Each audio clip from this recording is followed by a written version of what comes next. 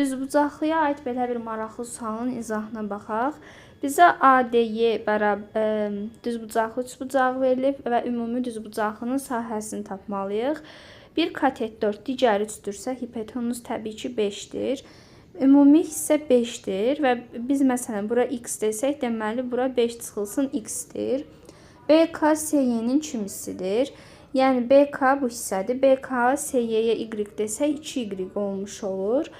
Düzbucaqlı olduğuna görə burada 4-dür və bu AB ümumi uzunluq olduğuna görə, yəni bilirik ki, DC-nin AB bərabərdir. Burada olur 3 y. İndi burada oxşarlıq var. Görürük ki, uyğun tərəfləri bərabərdir. Bura betadırsa, burada betadır. Qırmızı rənglə göstərilən hissələrlə qara rənglə göstərilən hissələr bərabərdir. Burada oxşarlıq görürük ki, DAY üçbucağının KB üçbucağı oxşardır. İndi baxırıq 90-ın qarşısında burada 5 durur. 5-in 3 y nisbəti. İndi baxaq digər bucaqlara nisbətinə. Alfanın qarşısında 3 durub. Burada da alfanın qarşısında x durub. Betanın qarşısında burada 2y durub.